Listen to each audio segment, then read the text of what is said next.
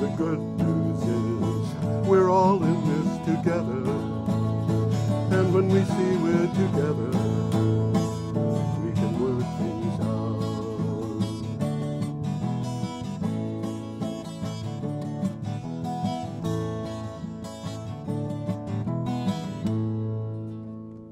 Hello, ladies and gentlemen. This is Energy Week with George Harvey, me, and the amazing Tom Fennell. In the flesh. And this is our 276th show. Yep. There you go. So, have I been in on all of them? No. And actually, I haven't either. Oh. Roland sat in on me once, once. Yeah. But I mean from the beginning. I was in it. You've been in the overwhelming majority of them. I know that, but I mean, was I there for show number 1? Yes, yeah, you were. Okay. Yeah, absolutely. Anyway, we're going to start this on Thursday, August 2nd. Every day I search the news for about 3-4 hours and find whatever I can about energy, renewable energy especially, and climate change. And anything that I find that it looks like an interesting article, I look through about 300 articles, the titles of about 300 articles a day. And the ones that are interesting, I open up. If they continue to be interesting after I open them up, I prepare a synopsis, short synopsis, 55 words, plus a link to the original article. And I accumulate 10 to 15 of these every day and put them at the blog geoharvey.com. And if you go to geoharvey.com, GEOHARVEY, you can click on a calendar that's there on the date that we are talking about. We'll try to keep you apprised and find the article so you can actually go to the original article. So we're starting on the 2nd of August on Thursday, and we have a picture here. I'm going to say a little something. Well, say a little something. People are telling me that they don't even know what I look like. You know? So if they put me up, I'm usually looking like a deer in the headlights. Yeah, anyhow, I was going to say, Tom looks like a deer in the headlights. I'm looking at the monitor, and Yeah. I'm manipulating the cameras using a mouse. You know? Yes. So it's not that I'm Tom is doing the lost in engineering. space. Yeah, that's right. Tom is doing the engineering as we talk. So Well, anyhow, what I was going to say here is some of these, I read them all before the show, of Yeah. course, and some of these are very compelling. Yes, they are. You know, and the ones I particularly like, I'll try to mention because some of them are well worth looking at. Absolutely. There's no one of them that I question will talk about. It's all pictures, and I like pictures. about it. Yeah, I thought you'd like that. But we'll get to it. We'll get to it. That's the one where the mountain is shrinking. Yes, I know. Yeah. Okay, we start off with a picture, as a matter of fact, and this particular item is coming from Gothamist, Aha. and You gotta get that they're picture having up here. terrible problems in California right now. Well, this is the story of the year, really, I think. Story of the week, certainly. But, You have switched back to me. Nobody wants yeah, to look come at on. me. Come on, you. There we go. There you go. These fires out in California are big. I mean, they're happening. Well, it's not just one fire. There's about a dozen of them. There's a lot of them. But this story isn't really about fires. As I said, it's from the Gothamist. What do you have for a title? New York Times Magazine devotes entire issue to one devastating story on climate change. Now, this is that big New York Times Magazine that's bigger than a whole week of Brattleboro Reformer. That's right. It comes out every Sunday, I guess, and the whole damn issue is on this one item. Yep. This Sunday's New York Times Magazine is entirely devoted to a single devastating story by Nathaniel Rich called Losing Earth, the Decade We Almost Stopped Climate Change. Now available online. Yes. And if you go to the Gothamist article, there is a link to it. There's a link to it. And it's, if you got the time, the entire article's there. And there's videos, there's pictures. It's going to take you 2 weeks to read it. Yeah. You don't have to read the whole thing. You can just watch what we say. It says it's another profoundly upsetting reminder of what's going on wrong, and the decade that they're talking about isn't even the present decade. It's long since gone by. Yeah. The 1980s, wasn't it? I think it was. Well, it started in the 1980s. Yeah. Okay. Should we? Well, they're talking about the terrible facts, the catastrophes to come. And they're talking about the Paris Peace Accords, or the Paris Accords, which Yes. we have absented ourselves from. They were looking for 2 degrees of C of warming. And this article is saying, that ain't going to happen, guys. Yeah, and you know what? The scientists are saying if we don't do 2 degrees of warming, it might just end everything. Well, it gets to that. If there's 3 degrees of warming, they call it the realistic minimum. It's a short-term disaster. Forests in the Arctic and the loss of most coastal cities like New York and Miami, they're going to be gone. 4 degrees of warming, Europe is in a permanent drought. Vast areas of China and India and Bangladesh are claimed by desert. Polynesia is swallowed by the sea. The Colorado River disappears, and the American Southwest is largely uninhabitable. Yeah. That's with 4 degrees of warming. And if we hit 5, it's the end of human civilization, according to this article. And Stephen Hawking said that he believed that the track that we were on was the Earth becoming like Venus, which means... Yeah, 5 degrees of warming. Well, no, like Venus means, really hot. Yeah. It's really hot, and there are metals. Well, would 5 melt. degrees or more, we're Yeah. gone. Yeah. So this is a problem, and This from the article. It's not only a political story, a science story, an industry story. It's a story about humanity. yeah. Read it and weep, or read it and organize. Well, the other thing too is that you've got people in this country who have huge amounts of money and want to make sure that their bottom line is secure for the next quarter, and that's what's preventing it from happening. That's driving a lot of this. Yeah. I mean, the people, money talks. So this America. So you've got a couple of guys, a few people, maybe a couple hundred people who have got billions and billions and billions of dollars, and it's not enough. So what are they doing? They're on a course of action that might destroy humanity altogether. Well, they've got their underground homes underneath Denver Airport. I'm sorry, they're not going to live in underground homes. I'm sorry. They got it all figured out. How are they going to get their veggies? Where do they get their underground cheese? Hydroponically. Yeah, right. Yeah, they're going to have a lot of fun. They're going to go golfing in the desert. Okay, that's like a permanent. Everything is sand trap. We should probably. That'd be fun, yeah. We should probably go on. This is an interesting one because it's kind of surprising. What's that? Trump's pro-science pick to lead the White House Science Office. Yes, this is from Forbes. After a long delay, President Trump announced his nomination for the top White House science advisor, meteorologist Kelvin Droegemeier. Droegemeier is an expert in extreme weather events and has served on the faculty of the University of Oklahoma in Norman for 33 years. How did that get by Trump? I don't know. It sounds like somebody... one of the things that's interesting about Washington, D.C. is that the offices of advisors and administrators and so forth that are presidential appointees are being filled by people with no experience whatever. That was my point, really. Yeah, I know. And I'm just kind of reinforcing your point. Here we got this guy. Here we got this guy. This is really unusual. Another one who is qualified, who Donald Trump really dislikes, is the Attorney General Sessions. And he really doesn't like Sessions. There's a quick takeaway from this one. Yeah. The overall consensus from I can't even talk. I'm clearing my throat for you. I got a frog in my throat. The overall consensus from scientists is that President Trump made a smart decision in nominating Droegemeier, who has focused his career on atmospheric modeling, particularly of extreme weather events. Yeah. And he is expected to stand up for climate science in the White House. Yes. Which is kind of a no-no so far. Yeah, well, he's going to be the only person doing it as far as I know. Well, let's see how it turns out. 'Cause Yep. we're happy with him. Our next item is from Utility Dive. Always wondered about that name.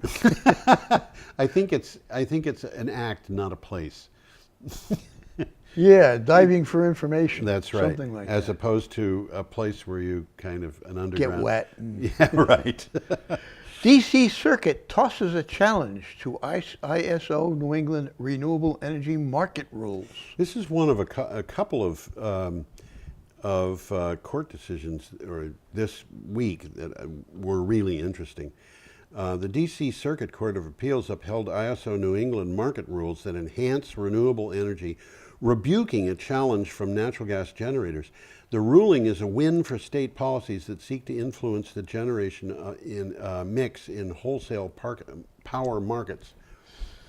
And which is interesting. Yes. Which is interesting. It opens up renewables a lot. It opens up renewables, but the other thing too is the push for natural gas in New England is I think really a no start operation, because they've got to put in the pipelines, and the pipelines ain't happening. They are not happening. And also today, and we will talk about this next week, according to Bloomberg, the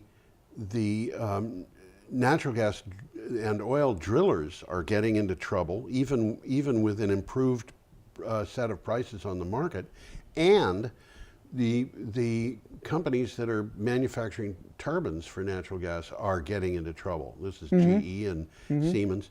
So I don't think there's a future for natural gas anymore. We will see a natural gas in New England is a smokescreen. It's really about export. Yeah. European prices for natural gas are much higher than they are in America. We will see a big increase in natural gas generating facilities this year, but they're facilities that were ordered 4 years ago.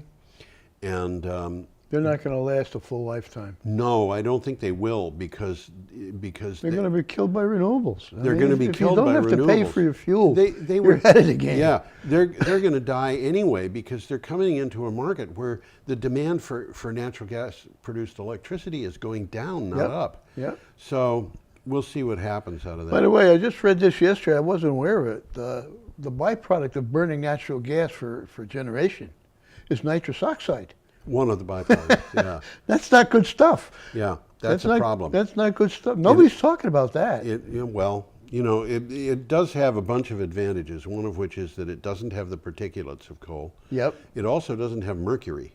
Yep. And other contamination. If you're comparing it with coal. And it doesn't produce ash. Yeah. So, or at least not significant amounts. No, it doesn't produce, not like coal does. Not like coal, no. They don't even talk about that. I mean, you got to bring truckloads of coal to the generating station. You got to take truckloads of ash away. Yeah. And where do you put it? You put it in ash ponds. That's what they're called. Okay.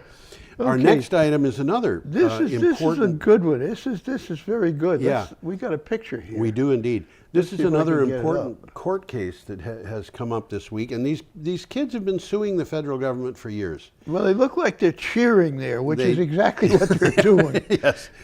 This is from Huffington Post.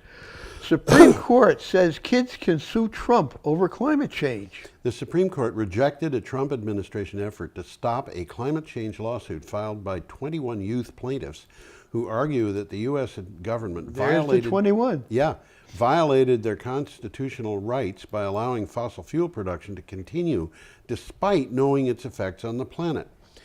Well, what they're saying, they accuse the federal government of, and this is a quote, creating a national energy system that causes climate change and is depriving them of their constitutional rights to life, liberty, and property, and failing to protect essential public services.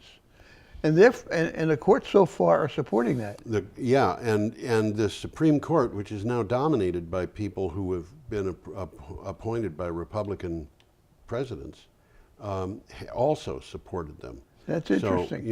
So, if they lose, I suspect they will appeal. But if they win, I feel certain that the Trump administration will appeal. So I'm expecting this case to be argued before the Supreme Court in the end. I wouldn't bet against it. I definitely would be. I'd bet for it. Yep. Okay. We are up to Friday, August 3rd. Okay, and here we got the Trump administration unveils its plan to relax car pollution rules. We're going to talk about this in the next one, too. This is interesting. Yeah, it is. This is from the New York Times. The Trump administration put forth its long-awaited proposal to freeze anti-pollution and fuel efficiency standards for cars, significantly weakening one of President Barack Obama's signature policies to combat global warming. The change is a challenge to states' rights.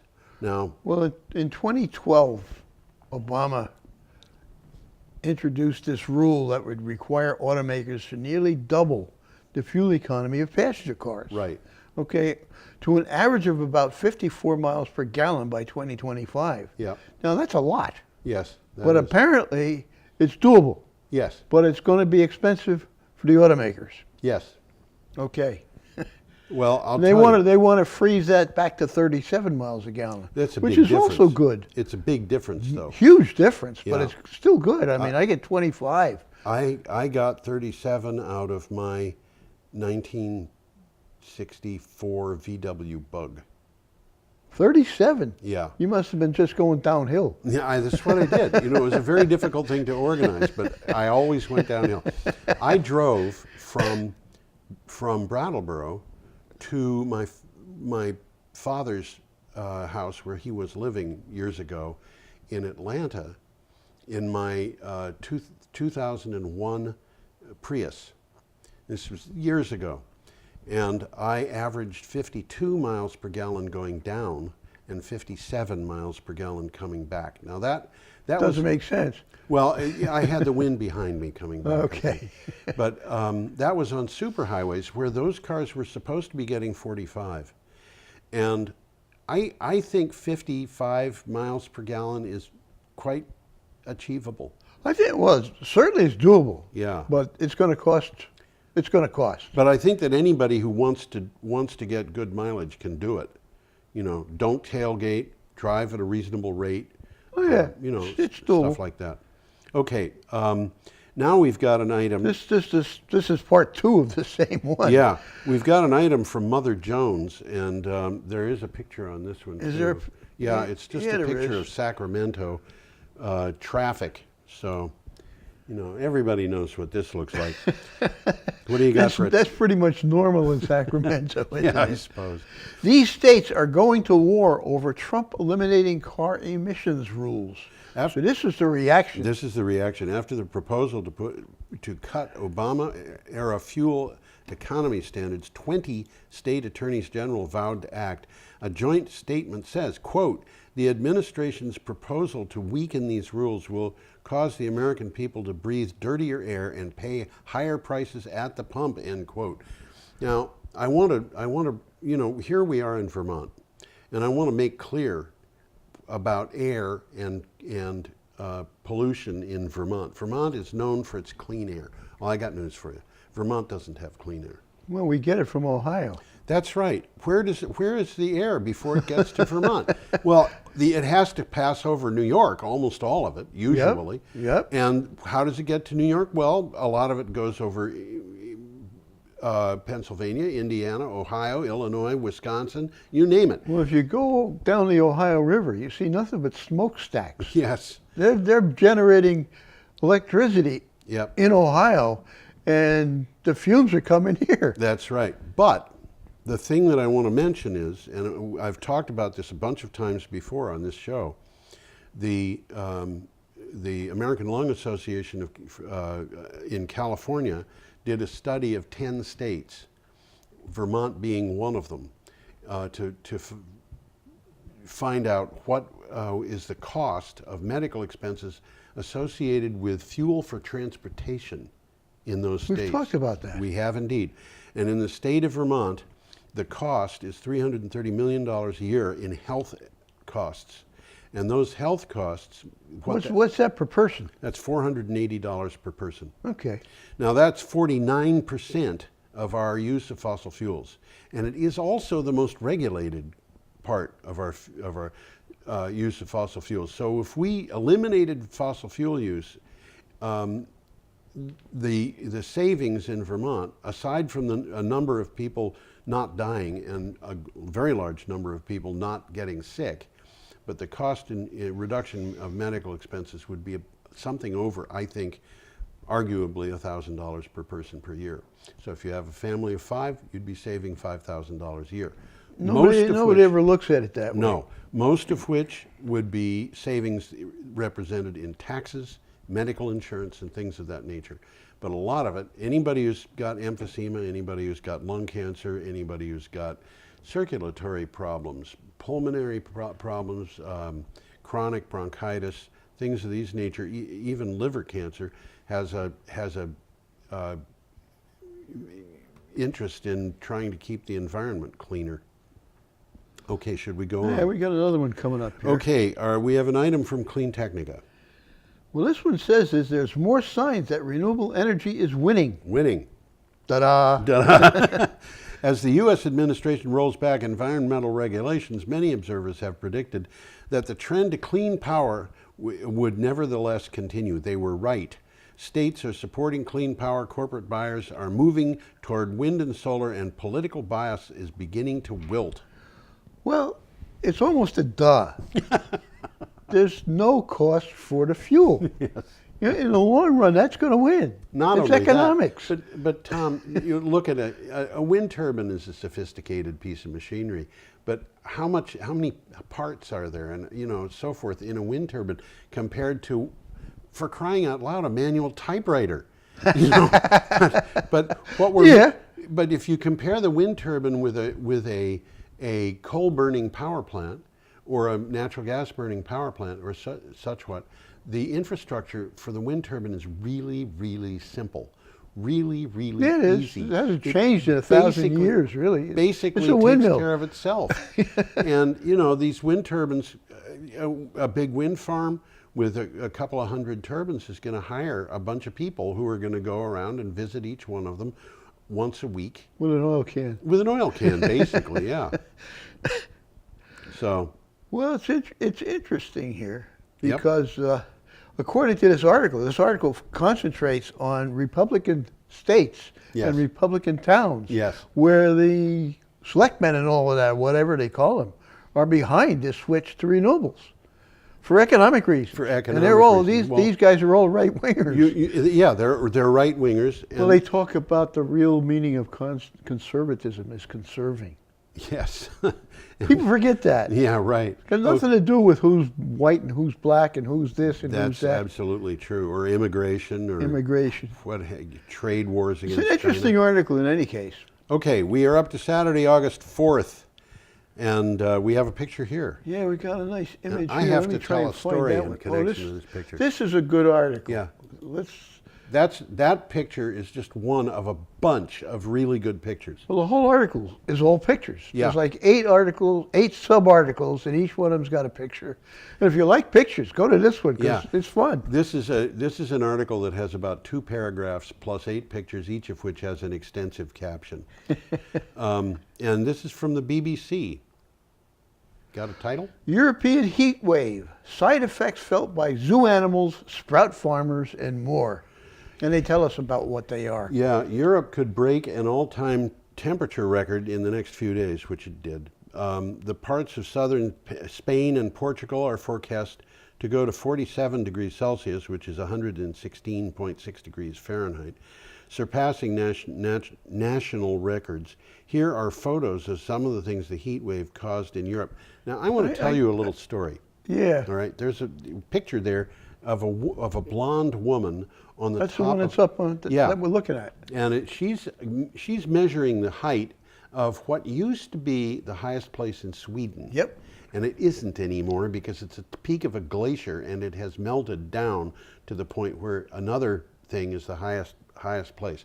But I look at a lot of news articles, and one of the news articles that I found a couple of years ago was about blondes and intelligence. and I got to tell you, if you're blonde, don't get upset. This is true of both men and women, and it is true regardless of whether the person in question is naturally blonde or the color came out of a bottle. Doesn't matter. Doesn't matter. There was a scientific study that it was published in a scientific peer-reviewed journal that said that when a blonde walks into a room, the average IQ of the people in the room goes down 11 points. So if you're blonde and you wonder why everybody's stupid, it might be your fault in a weird kind of way, but it's them. I got a quick rundown of Yes. what these pictures are about. Yes. Okay, I think actually thought about putting all of them in. we could. It would take a whole show. Well, we could just flip through them. The first one we just talked about Yeah. is the melting mountain. Yeah. The second one is Switzerland's fish. Fish, if the water temperatures rise above 27 C, many species can't survive. Actually, we've got a serious problem with that in Vermont because our brook trout won't Are getting survive. warm. It's happening right here in Vermont. Yeah. Well, last week, Lake Constance in Switzerland reached 25 C. Yeah. So it's only 2 degrees to go. Which means the fish are already, some of them are already Yeah. dying. And there's just this little sideline here. The Swiss Army is also letting their soldiers wear shorts and T-shirts. Oh my Now, the gosh. Brussels sprouts is possibly a shortage because hot weather creates a hostile environment for planting Brussels sprouts and also potatoes. Okay, and, in zoo animals, they're having to give them frozen food. I thought that picture was, the picture, I was tempted to put up, instead of this picture, the picture of the meerkat eating frozen peas. Yeah. Toxic algae in the Baltic. You can't swim in the Baltic on either side now because there's a bloom. Yeah. And it happens at Lake Champlain. Yep. And finally, water cannons are targeting trees. Now, these water cannons are used for cloud control in Germany. Yeah. They're running them up and down the highways and they're watering trees. Watering trees. Yep. To cool them off. To cool them off. And Absolutely. also To preserve give the them trees. water. Yeah. We should probably move on. Yeah, we we could stay got on this another all one day, but coming the up. next article is really kind of special. It comes from Bloomberg. Corporate giants are buying so much clean power this year, they already broke the 2017 record This in 6 is months. Astonishing. Yeah. Astonishing. Non-utility companies and agencies acting to curb climate change have agreed to buy 7.2 gigawatts of clean energy worldwide so far this year, already shattering the record of 5.4 gigawatts for all of 2017, according to a report from Bloomberg. Now, in the first 7 months, this is barely over half the year. Yeah, we've they exceeded bought- all of last year. not just exceeded, but exceeded by almost By a lot. by 33%. Okay, So that's a lot. you know, and this a large part of this is corporations in the United States who are acting in a way which is almost contrary to the will of the Trump administration.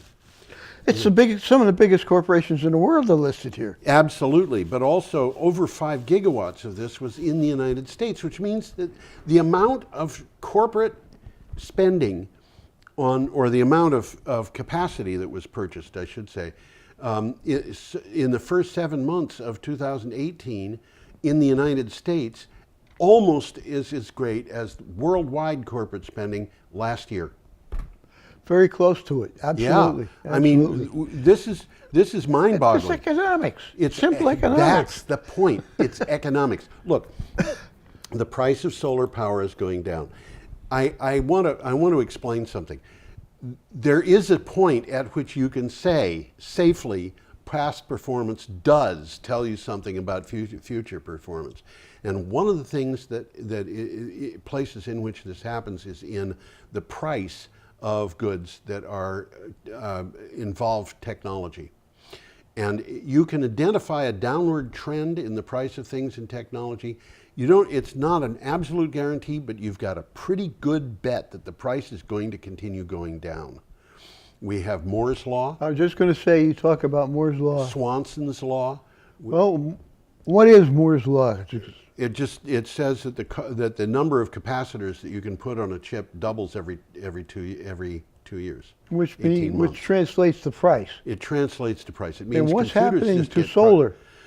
Solar, Exactly the same exactly the same thing. It's not as steep as what's happening with computers, but it is a downward trend, and it's a continual downward trend, and it will very likely continue. So what's happening is we've got to a point where you buy a big utility scale solar array to install it. You back it up with a battery, and you've got something that can compete on the open market with electricity from a natural gas baseload power plant. And 10 years ago, nobody was even thinking about it. Exactly. Now, the price of the solar array is going down. The Price price of of the the batteries is going battery down. is going down. The price of the gas for the natural gas plant Is going up. who knows? Who knows? If you knew that these prices were going down and solar and wind and batteries had already hit the price of natural gas, and you wanted to buy a new natural gas plant or solar, you're talking about a plant that's coming online in 4 years. And by the time it comes online, Versus 4 months. by the time that plant comes online, it'll probably be obsolete. Yeah, absolutely. Nobody's I gonna wouldn't want bet it. against that. Okay, this is just the way the corporate people predictably act. I think I've said enough on that. Do you have any more, Tom? Not on that one. Okay, let's go on. We have an item here from Clean Energy Wire. Aha. the clean wire, huh? Yeah. Germany's power system weathers a heat wave despite fossil fuel plant curbs. As Germany is in an extended heat wave and drought, the temperature is rising up to 40 degrees Celsius. Some of its coal and nuclear power stations struggle to keep operations running because of cooling problems. Now, this has been in the news over and over and over and over again. But wind and solar are meeting demand. So we're talking about two things here. We're talking about the massive death of fish. Yes. But we're also talking about the water's too hot to cool the towers. Which cool means plants. you can't use them. baseload power is all of a sudden unreliable because Yeah. the water that cools it is too hot. Wow.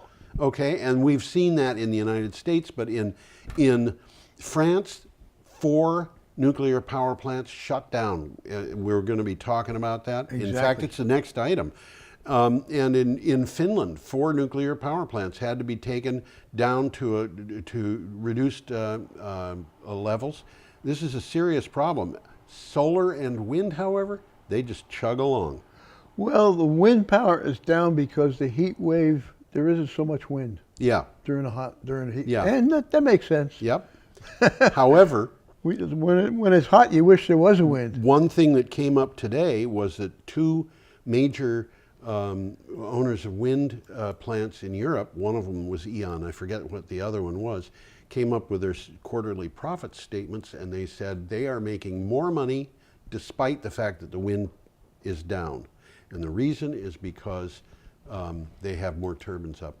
So it didn't make that much difference. Interesting. We're up to Sunday, August 5th, and we have a got a picture here. of one of those nuclear power plants that went picture. offline. Let's see if I can't find that picture. There you go. That's an old plant. That is France's oldest running nuclear power plant. This is from WTNH.com. I guess those big circular things are the cooling towers. No, the big circular things are the reactor buildings. The reactor building is I don't know where around. the cooling towers are here. They must be using the water exclusively. They're then, using the yeah. water, certainly, but there may not be any cooling towers, or they may be off someplace, or like Vermont Yankee had cooling towers, but they had them lined up in 2 long rows. In Yeah, and relatively they low work buildings. differently. They're not using air, they're using water in Yeah. the cooling towers. Yeah. Yeah. Okay, got a title? I think I do. It looks like this one, yeah. Hot weather forces 4 French nuclear reactors to shut down. 4 French nuclear reactors in 3 power plants near the Rhine and Rhone rivers have had to be temporarily shut down. EDF said this was done to avoid overheating the rivers. Nuclear power plants use water from the rivers to cool their reactors, but when the water goes back in the river, it's hot. And you know, I talked with an engineer at Vermont Yankee several years ago, and he told me that Vermont Yankee's excess heat that it was generating, which was going into the river or into the atmosphere, if it could be captured, piped, it would heat every house in Vermont.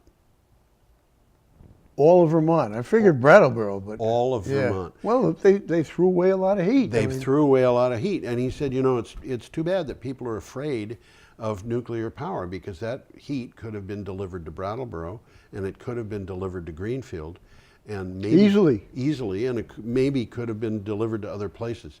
But I mean, with that much heat, you wouldn't even have to insulate the pipes. They'd just, you'd have, you would escape, but you want to get rid of it.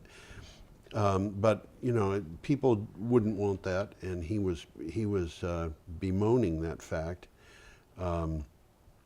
It's sad, but it's a fact of life. When you've got a baseload power plant like these thermal plants that we've been talking about, 2/3 of the energy is lost as heat into the environment. That doesn't sound very efficient. Well, no. And as a matter of fact, I talked with another nuclear engineer, and I said to him, how efficient is the Vermont Yankee plant? And he said, well, it's about 35%, but you got to understand that's the way, these plants run. And I said, no, it's not 35%. And he kind of chuckled and said, what do you mean? And I said, it's less than 1%. And he said, what are you talking about? And I said, look, you use 2% of the fuel that goes into the reactors. The rest of it winds up being waste. Which is what they're dealing with right now. Yes, and you get 35% efficiency out of that 2% of the fuel. So you're getting 2/3 of a percent. And he said, well, if you want to talk about efficiency that way, that's right. Yeah, okay, I got it. What do you say? Okay, we should move on. Yeah, this is more political than anything else. But we've got an item from the Chattanooga Times Free Press. Chattanooga. Developer reportedly offered $10 million to Trump attorney to help secure federal loan for Belafonte, not Harry. Not Harry, that's right. The president's former personal attorney, Michael Cohen, was offered $10 million for himself to secure $5 billion in federal loan guarantees for the development of a former TVA nuclear plant, the Wall Street Journal reported. Well, this is kind of a deep story because the owner, whose name I forget, but his company's called Nuclear Development, LLC. Yep. He got a $2.6 billion grant to buy the plant. Yes. Now he wants another $5 billion to fix it up. Yeah. So he's got no money into this. This is all government money. This is a way of This is how these guys get rich. Yeah. But nuclear power is not subsidized. Well, it is actually. Big time. In kind of a Price sneaky way. Anderson is a sneaky subsidy, and there's other sneaky subsidies. I think we should escape this. Yeah, it's politics. It's greed. Yep. Okay, our next item, still August 5th, Sunday, is from the Santa Rosa Press Democrat. We got a picture and we have here. A picture here of a fire. Let's get this picture. Is that a fire? That's the smoke from a fire. Yes, and you can see the flames on the ground. Wow. Yep. More on the fire we started talking about. Yep. But this is a high stakes debate looms on wildfire costs. Now this is a really interesting article. Well, it is because you got to read between the lines on it. You actually, yes. A raging debate is emerging over who should pay for the damage of California wildfires. PG&E, Pacific Gas and Electric. Why are they saying something? Yeah. And other utilities say it's unfair to make them pay for damage caused by their power equipment unless they were negligent. And under the present rules, the utilities are on the hook regardless of the fault. Now, I got news for you, ladies and gentlemen. If the utilities are on the hook, so is everybody else, because the only way they can pay for this is to raise utility rates. To raise the rates. Well, I was very curious about that. What did he mean by power equipment? Is this a guy in the woods with a chainsaw? Yeah. Or is this a huge machine that's cutting down acres of trees, right, and that kind of stuff? And I looked into it on the side, and I got an article by the LA Times. Yes. And I'll take away from that. The explosive failure of power lines and other electrical equipment has regularly ranked among the top 3 singular sources of California wildfires for the last several years. Okay. So they have a problem. And it's lightning striking pole lines, it's trees falling on it. The wires are going through there, and if something happens to the wires, it's highly likely a fire will ensue. Now, what you're saying is if you get a wind and the wind blows a tree over a power line, and the power line starts a fire that costs $1 billion, the utility's on the hook for $1 billion because of a tree that was near a power line. Basically, yes. Yeah. That's right. And by the way, it's also interesting. The second largest cause of fires is campfires. Yeah, well. People letting their campfire run away. Oh, campfires can even go underground. Yes, they can. Which means you can't put them out. You can't put them out. Yeah. Okay. That, by the way, is the Carr fire, which is not the biggest. It's a huge fire, but it's not the biggest. No, the biggest one is the, I can't think of the name of it now. Mendocino, yeah, complex. Complex. It's two fires, actually. We are up to Monday, August 6th. Now, this is an interesting. Yes. Very interesting. let me get you up there. Or us clearing up my there. throat so that your frog will go away. The world now has 1 terawatt of wind and solar capacity, and 2 terawatts are expected by 2023. So they're expecting... And a terawatt is 1 trillion watts. Yeah. That's a big number. That's a big number. 2023, 5 years, they're expecting wind and solar to double in 5 years. Basically, yes. Okay. Absolutely. The global wind and solar power capacity has reached 1 terawatt at the end of June and is expected to double in 5 years. Bloomberg New Energy Finance said the 1,013 gigawatts of currently installed capacity is almost equally divided between solar and wind power. Well, Bloomberg mentions that Pardon me. global wind and solar capacity has expanded 65-fold since 2000. Yes. Okay, that's a lot. That's a lot. Solar is growing at a striking pace. Since 2007, PV has jumped from 8% worldwide to 46%. Of the renewable energy. Of Actually, this is worldwide wind and solar capacity installed. Yeah. Okay.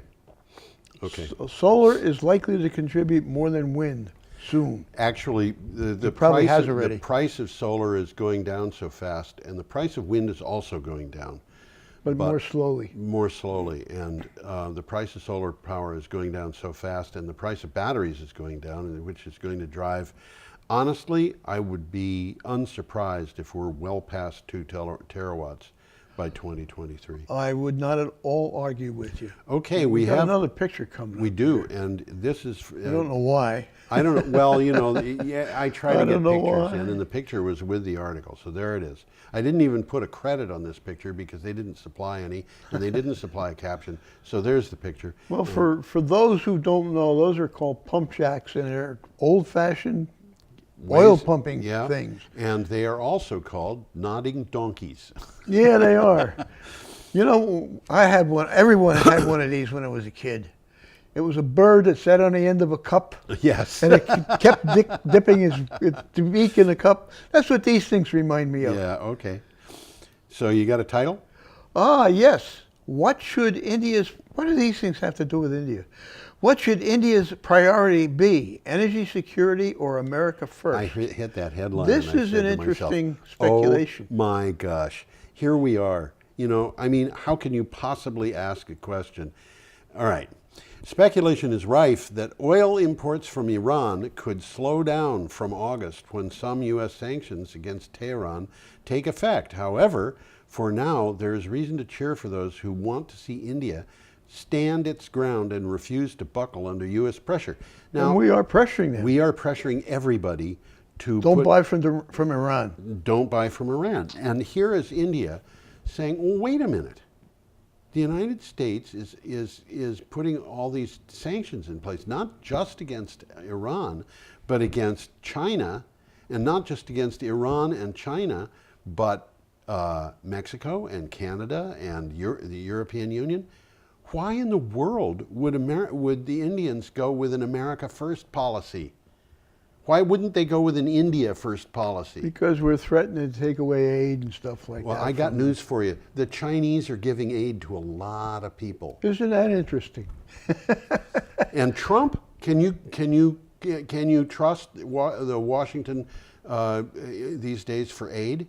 I'm sorry. If you want to get aid and you want to make it trustworthy, forget Washington. Go to Beijing. Yeah, Okay. let's move along. Okay, Tuesday, August We got 7th. another picture coming up And here. this is one of the most fascinating pictures I've This seen. is a good picture. Yep. Why don't you bring that up, Let's get it sir, and leave it up so Trying people to. can see it. This is from Renews. Scots bed down at Riffgrund 2, Okay. which is what we're looking at. What there. we're looking at. Atollo Offshore, a Scottish outfit, deployed an accommodation vessel at Ørsted's 450 megawatt Borkum Riftgrund 2 offshore wind farm in the German North Sea. The vessel will provide accommodation and construction support for connecting and commissioning the project's high voltage substation, Atollo said. So what we're looking at with the high pylons there Yeah. is basically a hotel. Yeah, except this is one of the more fascinating pictures I've seen. This is a floating hotel, but it's also an ocean-going vessel.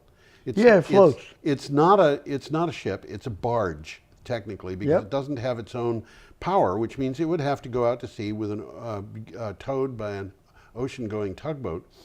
But it's triangular.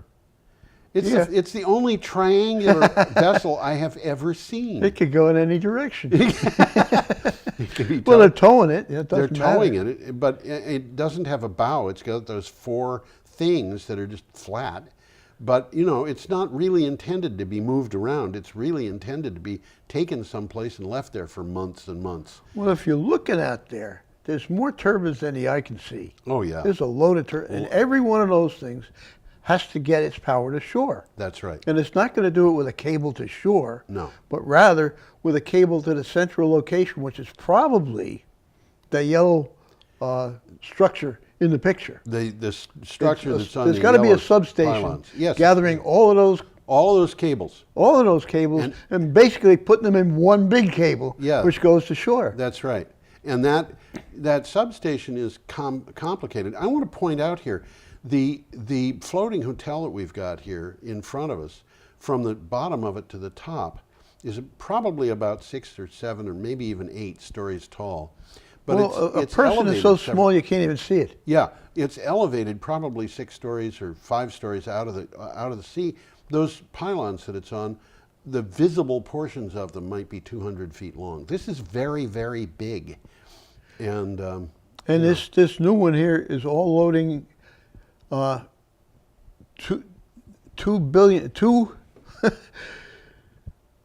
2.8 megawatt turbines. That's what I'm trying to say. yeah, these things are Which big. is the state of the art. They're big. Unbelievably big. Okay, we've got to go on. We've only got a few We minutes got a left couple here. more. This is We do. Tuesday. Yep, we're up to an item from the BBC. Well, this is an interesting article. Yeah. Pope urges action on clean energy. Pope Francis has said climate change is a challenge of, quote, epical proportions, end quote, that the world must convert to clean fuel. Quote, civilization requires energy, but energy use must not destroy civilization, end quote, he said. Well, that's a good point. Yeah, he was speaking to a group of oil company executives at the end of a 2-day conference at the Vatican. And you know, this summer is not the hottest summer on record. Where? Well, in some places, obviously it is, but worldwide it isn't.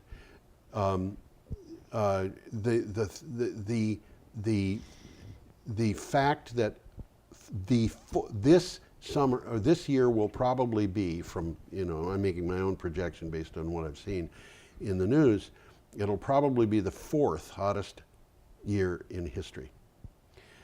The hottest was last year. The Okay. second hottest was the year before that. The third hottest was the year before that. Oh boy, right in a row, huh? We are in deep trouble here, and we've got to see people starting to do something about this. We cannot. I think that economics should have a big voice in things, but we're not going to do this on economics. We've got to do faster than economics will do it, or we're toast. Wow. That's my own view.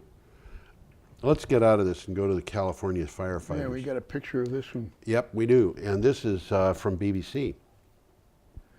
California wildfire declared the largest in state history. The Mendocino Complex fire has grown to become the largest active wildfire in the history of California, officials said. The fires have spread rapidly in recent days to burn 283,800 acres. Governor Jerry Brown has spoken of devastating wildfires fueled by climate change as, quote, the new normal, end quote. I might point out that this article starts out with a short video. Yeah. 2 minutes. It's worth looking at Yeah. because it explains some of the techniques that they use to stop fires. Well, we've got to start a new technique to stop fires, which is to address the problem of fossil fuels, I think. Well, Trump has addressed it. This is what he's saying. Trump has reiterated social media comments that the fire's spread is being made so much worse by California's environmental laws. Uh-huh. He tweeted on Monday that the wildfires were being magnified and made so much worse because of a California policy to divert water into the Pacific Ocean. How come I never heard about that policy? Well, actually, I've heard of that policy, but you know what? What are they doing? They're not diverting water. They actually are diverting water Yeah. in order to, a small amount of water Yeah. in order to support a continued existence of a couple of species of endangered fish. Are they really? Yeah. How bizarre. But how much water is going out to those endangered fish? What he's taking here is, you know, I've got a glass of water here that I'm saving for tomorrow, and somebody's saying, but you shouldn't be doing that. That's hoarding water, you know. That water could be used for firefighting. I'm sorry, this is just an example of Donald Trump showing off his Yeah, that's all. Yeah. nature. Okay. By the way, I heard yesterday that that fire is 48% contained. 48. 48. So still less than half. Still less, just under half. Wow. That's the Mendocino fire. Yeah. Okay. We're up to Wednesday, August 8th. This is the last day Yep. of the show. Yep. And we got a picture coming up. Not on this one. The picture is, no, that's right. No picture coming up till the next one. Yep. Partnership grows local renewable energy. The Vermont Public Power Supply Authority and Encore Renewable Energy announced a partnership to pursue development of about 10 megawatts of solar capacity on behalf of the VPPSA member municipal utilities. Encore will lead design, development, financing, and construction of the solar projects. Well, there's 12 municipally owned utilities in Vermont. It's really kind of surprising because it seems like, well, Some of them are very small, a lot of them are very small. like Reedsboro. Yeah, yeah. The big one is Well, Burlington's big. Burlington is big. Green Mountain Power, Vermont Electric. Well, we're Co-op. talking about, these are the municipals. Yes, I know. I mean, Green Mountain Power is much bigger, 3/4 of the state. much bigger than any of these. But these this little is- ones, they're This is a little consortium yeah, of the municipals whereby this VPPSA Yeah. is buying power on behalf of all of them. yes, It's kind of a publicly owned super utility, yeah. which makes sense. It does. Yep. It's aggregation Yeah. for the purpose of getting a lower price. Okay, now we have that picture coming up, and that is, I think, Oh, the picture came up. Amazing. really- yeah. This is from Energy Digital. China's Qinghai or Qinghai or something like that Qinghai, I think. province runs on renewables for 216 hours. That's Qinghai- 9 days. Yeah, Qinghai Province reached a milestone for renewable energy by running on renewables for a full 216-hour period. The province was powered entirely by wind, solar, and hydropower for 9 days at the end of June, according to wind turbine manufacturer Goldwind. This is, you know, the Chinese have been installing huge amounts of renewable energy, and this is the equivalent of a state of the United States, just going without fossil fuels or nuclear for 9 days. Yeah. And we're going to see them doing it more than 9 days in the Yeah. future because in this particular case, I think they did it because they could. They did it because they could, yeah. Yeah, They but weren't- in the future, it's going to make economic sense to do it. They Um, probably did now. Yeah, that's why they did it, because the power was there. Why use fossil fuels when you can get cheaper power? That train, by the way, is on the Qinghai Tibet Railway, and I saw that and I wondered, where in Tibet is that going? I mean, Looks like a big train. It's a passenger train. The big high Himalayas are all north of the valley that Lhasa is in. Yeah. And what is up there? I mean, can the We train? don't know what's up there. I don't think anybody like who lives there secrets. knows either. Yeah. That train isn't going to cross the Himalayas. It's got to be going to someplace in northern Tibet, and I just don't know what's there. Yeah. Okay, that just is perhaps an illustration of my own ignorance, but should we go on? Last but not least, Yes. a study finds California can close 28 natural gas plants immediately without affecting electricity reliability. This is from the Union of Concerned Scientists. California can retire at least 28 of its natural gas plants because they are not needed to meet electricity needs and do not help for carbon emissions goals, analysis by the Union of Concerned Scientists said. Well, they built about 200 natural gas plants back in the 70s and 80s. Yeah. And they're basically peaking plants. And they're all tiny. They're all Yeah. small. I mean, you could put a turbine up in a garage. Yeah. And it looks like a jet engine because it is like a jet It's a engine. jet engine. And these And they things, got these things all over the place, and they're saying, you know, why are we paying to maintain these things? They're not doing anything for us. yeah. We have a visitor coming in. How'd he sneak in here? Quietly. Well, we're going to close the show here. Yeah, so, but before we do, I want to say Guy Payne came in. why don't you come in here and show everybody what you look like? You don't have to, Guy, if you don't want. Because are we going to do a show, you and I and Tom? Very good. All right. So I want to mention this so people seeing this show can know about it. We will have a second show. Special. And I don't know that it's going to be the same week as the show that we're doing right now. I suspect that it will They're not going be. to sneak it in when better- they can. It would be better to do it closer to the time that it's happening. But it's going to be with Guy Payne from Sion, and it will talk about the Sustainable Home Tour, which is going to be happening in the Brattleboro area. So stay tuned, as they say. And Tom and I are going to say goodbye, I guess, I think we ought to. Goodbye.